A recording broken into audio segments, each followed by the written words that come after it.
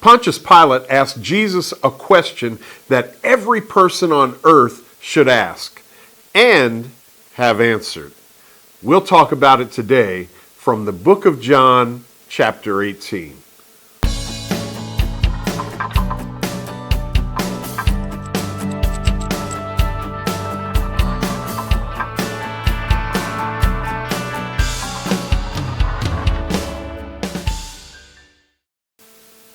Welcome to Bible study. Growing up in the Pacific Northwest, you get used to lush greenery, plants and trees and flowers and grass. It wasn't until I came to Southern California that I first saw automatic lawn sprinkler systems. Yeah, my first thought was, why would anyone water their lawn? I didn't realize almost 35 years ago that I had just moved to the edge of a desert. Well, up in Seattle, right on the edge of Lake Washington, there's a place called the Botanical Gardens, the Seattle Arboretum. And it's a beautiful place. If you like trees, plants, bushes, flowers, ponds, scenic bridges, it's a beautiful place where paths wind through what I'm guessing are tens of thousands of different kinds of plants. The colors, the smells, the sunshine, the shadows, whether it's a dry day or a rainy day, it's a beautiful place. And one of the things about the Arboretum is that there's so much there you cannot take it in all in one day. Now, you can walk through and see it all, but you really can't see it all. So unless you have a long time, and by that I mean hours each day for months and years, you can't really know the Arboretum. And there's a few strategies that you can use that would serve you well if you wanted to. The first is just to take a simple stroll. You just walk through and notice things along the way. You take in the beauty of it all. A second strategy is to intentionally look for things that you've not noticed before. A third strategy is to bypass all the rest of the park and just focus on a section and really take in that particular area for that day or that week or that month, and for some people, that year or even years. You can learn the names and the origins and the types and the variations of a plant, a tree, or a flower. Not to mention the different types of plants that attract or repel different types of insects and birds and animals. And of course, you can always find an area that you want to just keep visiting over and over again. That's a really good way to think about Bible study. As we've been walking through the book of John, we've been strolling through this garden. Each week I stop and I point at a flower or a bush and we talk about it for a few minutes. Now, we have studied in the book of John, but we have not studied the whole book of John. Hopefully, you're seeing the beauty of the garden and that you decide to employ one of the strategies that I talked about a minute ago. Maybe with some friends or maybe even with an expert. So we're at a place in the book of John where it is taking a dark turn. Those who hate Jesus are finally about to execute their plan. In chapter 16, we saw Jesus give his final words and teachings to his disciples. He tried to prepare them for what was about to happen. And then in 17, we saw Jesus pray what is known as the high priestly prayer. Now, remember, the job of the priest is to go to God on behalf of the people that he is representing. So, Jesus did that in John 17. He talked to the Father about his followers. Then in John 18, we see Jesus being arrested in the garden and then taken to a man named Annas, the father-in-law of Caiaphas, whose turn it was to serve as the high priest. After questioning there, he was delivered to Pontius Pilate, the Roman governor. Now, remember, this was during the rule of the Roman Empire. Rome ruled most of the civilized world. In our world, they were sort of like a federal government, like ours, headquartered in Washington, D.C. Even though there's a federal government, each state has the ability to govern themselves and make some of their own rules. And Pilate was the governor, the one to oversee and make sure the Roman rules, or what we would call the federal rules, were being followed. At the same time, the Jews had their own form of government and legal system. So Caiaphas was over that. And he was also under Rome. As I'm sure you know, Pilate and Caesar weren't elected by the Jews to rule over them. The Romans were occupiers by force. Their army is what kept the Jews in line. And part of being an occupier is to try to find a peaceful way to live with the people of the land that you're occupying. One of the ways to do that is to allow them to manage their day-to-day lives the way they always have. And the Jews, they had their laws and their system of government, and they could operate that the way they wanted, but they did have limits. See, Roman laws did not allow the local government to just kill somebody. And since their goal was to have Jesus killed, they had to go through Pontius Pilate. See, only he could give the go-ahead. Only he could say, okay. So, Jesus is brought to Pontius Pilate. And this is where we pick it up in John chapter 18, verse 28. Then they led Jesus from Caiaphas to the praetorium, and it was early morning. But they themselves did not go into the praetorium, lest they should be defiled, but that they may eat the Passover. This is an important note right here. John is reminding us that they're about to celebrate the Passover. You remember what the celebration is all about. We talked about it a few weeks ago. In Exodus 12, Moses was trying to get the children of Israel released from the bondage of slavery in Egypt. And he went to Pharaoh and he said, let my people go. And Pharaoh said, no. God then sent plagues. And even after the plagues, Pharaoh said no. So the final plague was that death would visit Egypt, and the firstborn male child would die. So God instructed the children of Israel that you take a lamb without blemish, and you kill it. And then you take the blood of the lamb and you put it on the doorposts of your house. And when you do that, when death comes, death will pass over the houses covered by the blood of the lamb without spot or blemish.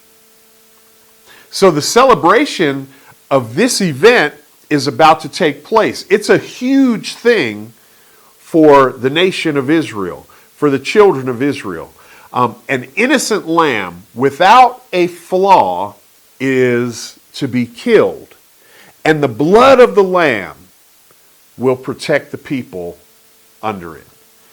So it's Passover time, and they bring Jesus to Pilate. Look at this in John 18:29. Pilate then went out to them and said, "What accusation do you bring against this man?" They answered and said to him, "If he were not an evildoer, we would not have delivered him up to you." Did you see that? No real accusation at this point. Just if he wasn't guilty, he wouldn't be under arrest. Wow. Then, look at verse 31. Then Pilate said to them,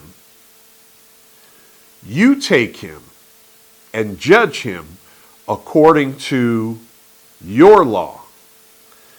Therefore the Jews said to him, "It is not lawful for us to put anyone to death," that the saying of Jesus might be fulfilled which he spoke, signifying by what death he would die. Wow, did you see that? Pilate said, "You guys deal with this yourselves." And they answered, "Yeah, but we're not allowed to kill him. And we really want this guy dead." So then look at what happens next. Look at verse 33. Then Pilate entered the praetorium again and called Jesus and said to him, "Are you the king of the Jews?" And Jesus answered him, "Are you speaking for yourself about this? Or did others tell you this concerning me?" You know, this takes us back to John chapter 6. You remember when Jesus fed the 5,000 with the fish and the loaves, and the people were so amazed and so impressed at what he did, that in verse 15 of John chapter 6, it says this, "Therefore, when Jesus perceived that they were about to come and take him and force to make him king, he departed again to the mountain by himself alone." The people were looking for a king to deliver them from under the boot of Rome. With his miracles and his signs and wonders, they thought, man, this is the guy to do it. Now look, Jesus cares about here, and he cares about now. And he cares about justice and pain and the things that we deal with here. But that isn't what he came for. See, Jesus didn't come to deliver God's people from under the temporary boot of Rome. He came to deliver God's people from under the eternal boot of sin. You see, when Jesus died and rose, Israel was not freed from Rome's tyranny. Now watch this next exchange. Now remember Jesus' question, "Are you speaking for yourself about this, or did others tell you this concerning me?" In other words, is this you, or did those guys put you up to this? Look at verse 35. Pilate answered, "Am I a Jew? Your own nation and chief priests have delivered you to me. What have you done?" Jesus answered, "My kingdom is not of this world. If my kingdom were of this world, my servants would fight so that I should not be delivered to the Jews. But now my kingdom is not from here." Look, here Jesus masterfully deals with Pilate. He sets his mind at ease. Look, I'm not trying to take over this thing that you and Caesar have going. If I was, I have servants that would be fighting right now. And they wouldn't be fighting in court, but they'd be fighting in the streets. See, but my kingdom is not of this world. Look at verse 37. Pilate therefore said to him, Are you a king then? And Jesus answered, You say rightly that I am a king. For this cause I was born, and for this cause I have come into the world, that I should bear witness to the truth. Everyone who is of the truth hears my voice. And Pilate said to him, What is truth? And when he had said this, he went out again to the Jews and said to them, I find no fault in him at all. Now, that's an important thing for Pilate to say, because here's a guy who really doesn't have a dog in the fight. And he's saying, look, I find no fault in him. Now remember what the purpose of the Passover lamb was for, right? It had to be a lamb without spot or without blemish, that he was to be killed. An innocent lamb without spot or blemish would be killed, and the blood would be put on the doorposts so that death would pass over, right? And so what Pilate just did, and the Jews of the time, they weren't putting all this together, but that's the point of everything that's happening, is Pilate just declared Jesus without fault. I find no fault in him at all, Pilate said. And so now, the sacrificial lamb, whose blood is about to be shed so that the penalty of sin would pass over us. All of that's about to happen now. And Pilate, unknowingly, is declaring the sacrifice worthy to be sacrificed. Now, at the start of this video, I told you that Pilate asked a question that everyone in the world should ask and have answered, particularly now. So they bring Jesus to Pilate, and Pilate asks, what is he being charged with? And they say something like this, he's being charged with being guilty.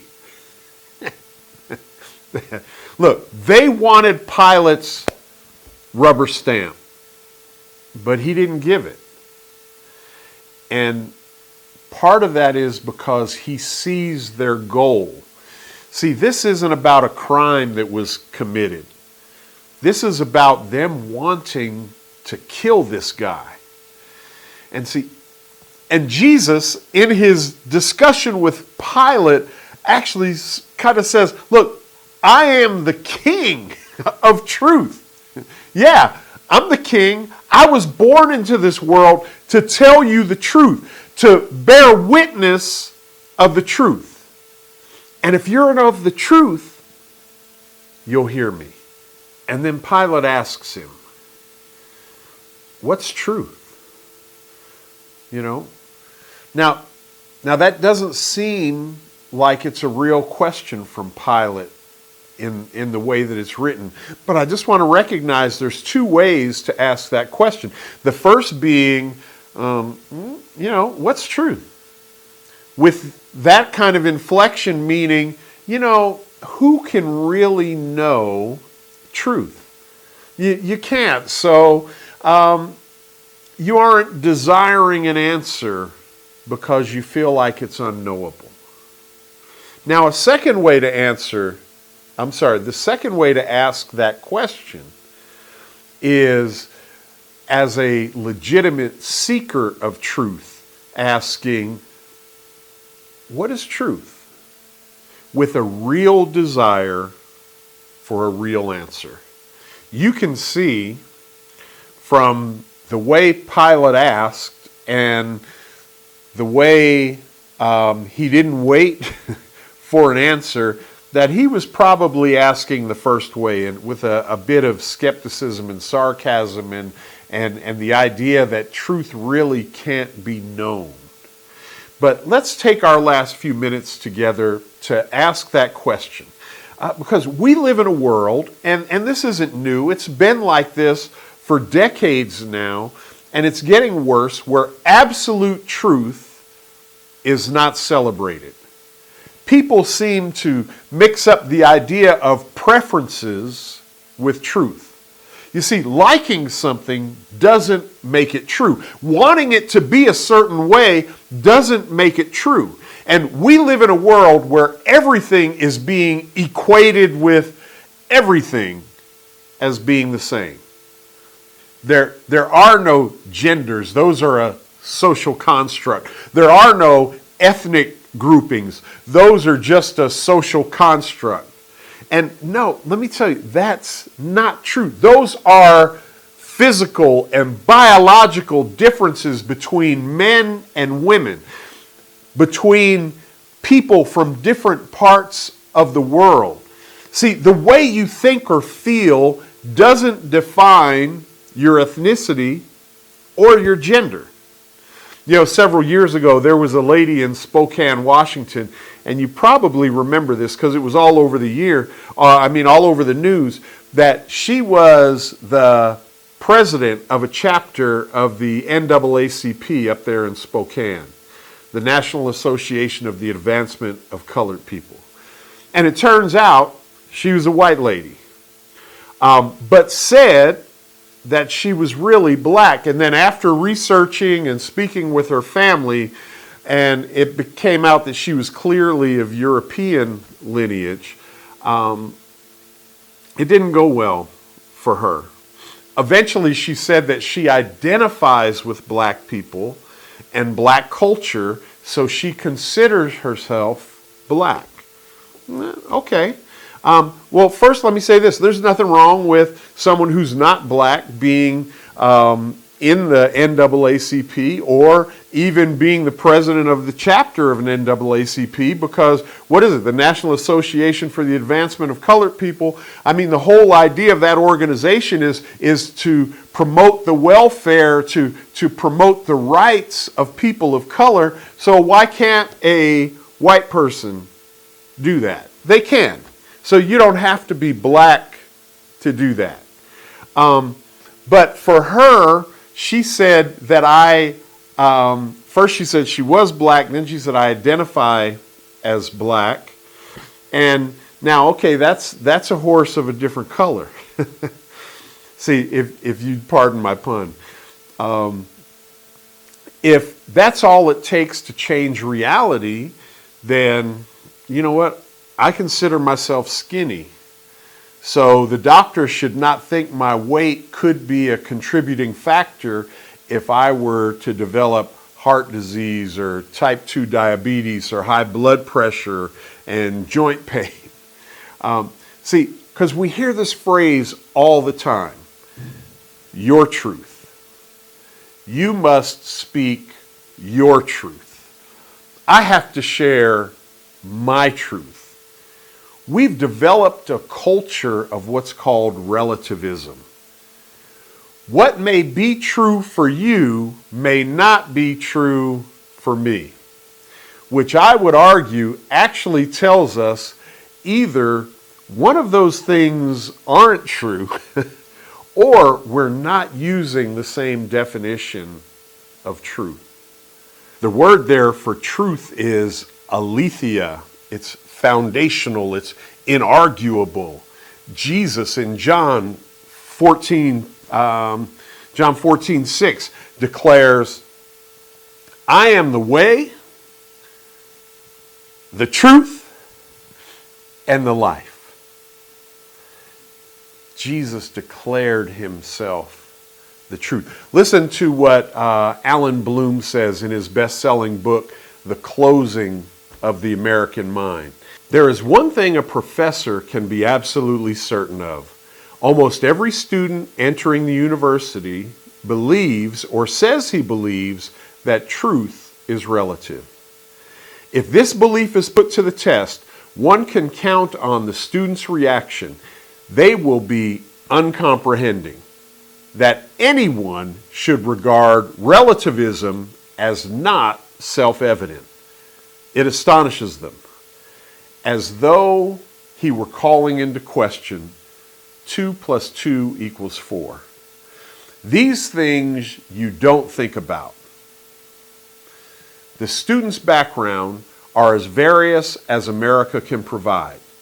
Some are religious, some atheists, some are left, some are right, some intend to be scientists, some humanists or professionals or businessmen, some are poor, some rich. They are unified only in their relativism and in their allegiance to equality. And the two are related in moral intention. The relativity of truth is not a theoretical insight, but a moral postulate, the condition of a free society, or so they see it. That was a lot to take in.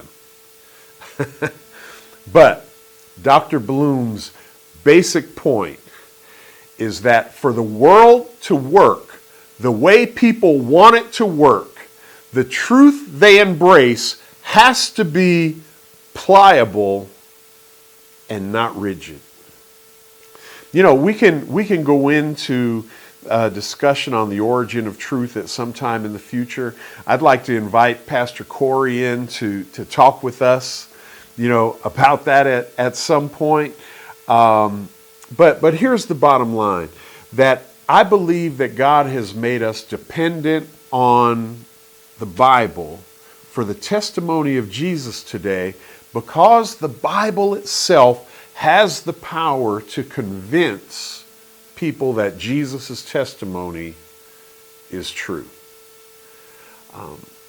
You know, what I'm saying is that the way you credit a witness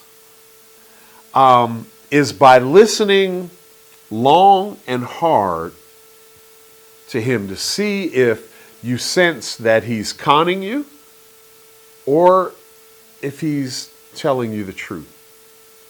See, and that's what you have to do with the Gospels. In other words, if you go to the Gospels as they stand in the Bible and listen earnestly and carefully and openly with a willingness to do the truth and hear the truth, if you see it, then the witness of the writers and the testimony of Jesus will prove to you they're credible. Here's the last thing. And I think Pilate would answer the challenge of relativism like this. Look, I don't say that truth is relative, and I don't say that truth is absolute. All I say is, I don't know what truth is. It may be relative. There may be an absolute truth. I just don't know. And so I can't be accused of contradicting myself because I just don't know. I'm going to suspend judgment. And that may be where some people watching this are. You may be non-committal about Jesus, and not because you think he's untrue, but because you feel like I just don't know. That you're going to live with suspended judgment on who Jesus is. Pastor John Piper asks it like this. He says, let me ask you a question to see if you're really being honest with yourself. Do you suspend judgment and plead ignorance on issues that really matter to you and where your personal interest is at stake? Or do you just suspend judgment in only those areas that you really don't want to make a decision about? I've never met or heard of a person who has any trouble believing in moral absolutes when he gets punched in the nose. He immediately believes that the aggressor is absolutely wrong. And if a judge said he's not guilty because truth is relative, and for him it was a good thing to punch you in the nose, and you can't put the monkey of your absolutes on his back, then you would probably say that judge is a bad judge. The point is this: Pilate may say, even you may say, I don't know what absolute truth is, and I don't think I can find out. But the truth is, when your own personal interest is at stake, you won't duck and dodge. You won't act as though you don't know what truth is. You don't know what right is. See, we have very strong convictions when our life and our property are at stake. You know, don't we? It's strange how agnosticism and relativism are blown away when our rights and our life and those we love are on the line. Did all that make sense? Hope so. See you next time.